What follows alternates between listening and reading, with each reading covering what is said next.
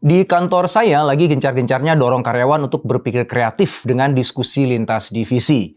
Tapi ya itu deh, beda kepala seringkali beda pendapat juga. Jadinya kadang-kadang ada gesekan. Bagaimana supaya diskusi dan perdebatan itu jadi produktif melahirkan inovasi, bukannya malah memicu konflik?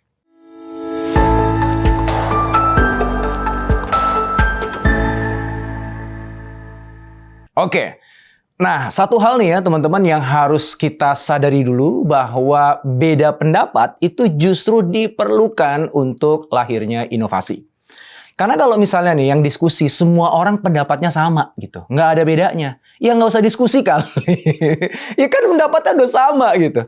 Justru karena setiap orang yang ada dalam proses diskusi itu punya perspektif yang berbeda-beda, yang mungkin dipicu oleh latar belakang yang berbeda, pengalaman berbeda, ekspertis yang berbeda. Justru dengan begitu diskusinya kan jadi kaya kan. Kita bisa ngelihat satu permasalahan dari berbagai sudut pandang, bisa mengeksplorasi solusi dari berbagai perspektif, dan justru dari situlah akan lahir inovasi yang kualitasnya akan terbaik, yang value-nya akan yang paling tinggi, dan pada akhirnya juga akan bisa diadopsi, digunakan oleh orang-orang yang berbeda-beda situasinya. Ya, oke, itu yang pertama dulu, sadari tentang justru harus berbeda. Yang kedua adalah yang namanya proses diskusi untuk inovasi itu harus difasilitasi prosesnya.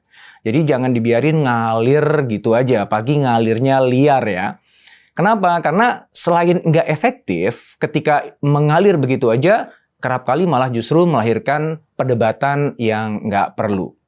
Nah, pertanyaannya proses memfasilitasinya gimana nih supaya bisa efektif? Oke, yang pertama-tama si fasilitator ini harus kita pilih dulu yang bisa diterima oleh semua orang yang ada dalam proses diskusi. Jadi biasanya orang netral, ya orang yang di luar departemen atau divisi yang ada di dalam proses diskusinya, atau bahkan orang dari eksternal kayak saya misalnya.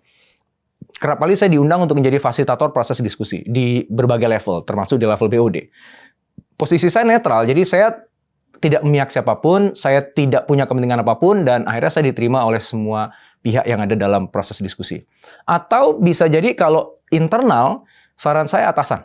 Jadi misalnya nih ada departemen, ada divisi yang kan lintas tadi itu ya, diskusi. Nah, pilih satu atasan yang memang kalau bisa menaungi semua departemen atau divisi yang diskusi tadi. Kenapa atasan itu efektif? Karena pertama, ya dia punya authority untuk memfasilitasi prosesnya, untuk menggerakkan, memberikan batasan, untuk men-challenge juga ya. Bahkan authority-nya lebih tinggi dibandingkan pihak eksternal. Oke, intinya adalah fasilitator itu harus seseorang yang dianggap netral, yang nggak punya kepentingan, yang fokusnya adalah memastikan bahwa proses diskusi melahirkan satu kesimpulan atau kesepakatan yang paling baik. Nah, yang dilakukan oleh si fasilitator tadi itu apa? Pertama adalah nyepakati dulu apa sih sebenarnya masalah yang kita ingin selesaikan sama-sama. Kadang-kadang kita tuh udah sibuk diskusi, berdebat, tapi ternyata kita belum sepakat dulu masalah yang ingin diselesaikan apa gitu. Jadi diskusinya kemana-mana karena masalahnya nggak clear gitu. So clarity akan masalah tuh menjadi sangat-sangat penting. Yang kedua adalah clarity tentang outcome yang kita ingin capai. Ya, jadi ini ada masalah, kita pengen selesaikan, dan kita berharap nanti menghasilkan apa nih di ujung diskusi. Nah ini juga harus disepakati dulu. Nah fasilitator tadi itu yang membantu memastikan bahwa semua orang yang terlibat dalam diskusi itu agree on, sepakat pada masalah yang diselesaikan apa, dan outcome yang ingin dicapai apa. Nah, kalau dua ini sudah dimiliki, maka saatnya masuk ke aktivitas selanjutnya, yaitu ideation. Nah, di dalam ideation ini, fasilitator akan mengajak semua pihak untuk ngeluarin idenya. Nah, saran saya adalah jangan langsung brainstorming di mana semua orang ngomong, ngasih ide.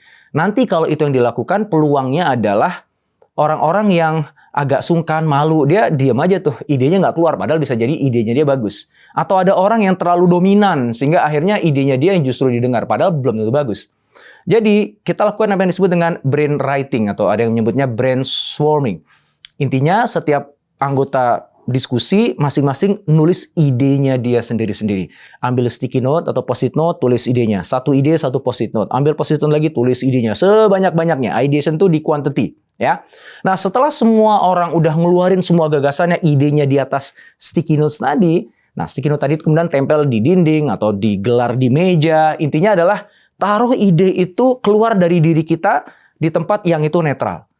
Nah, pada saat itulah kemudian fasilitator akan ngajak setiap individu untuk membahas bahkan mengkritisi setiap ide yang udah ditulis tadi. Nah, yang menarik adalah yang kita kritisi kan idenya, bukan orangnya. Jadi dengan mengeluarkan semua ide-ide masing-masing orang ke atas kertas dan nempelin, taruh di meja, di dinding gitu, kita jadi detach dengan ide tersebut. Sehingga ketika ada yang mengkritisi, ngebahas atau punya perspektif yang berbeda, itu bukan serangan kepada saya. Gitu. Tapi itu adalah pembahasan akan ide yang sudah melepas dari diri saya, dan bahkan bisa jadi saya mengkritisi ide saya sendiri gitu. Nah, itulah yang diperlukan sehingga akhirnya pembahasan itu lebih objektif, nggak bawa perasaan, dan ujung-ujungnya si fasilitator nanti yang akan menggiring supaya semua orang bisa menyampaikan pandangan perspektifnya dan pada akhirnya menyepakati mana di antara ide-ide tadi yang dinilai paling besar kemampuannya dalam menyelesaikan masalah yang udah disepakati di awal. Dalam mencapai outcome yang juga udah disepakati di awal.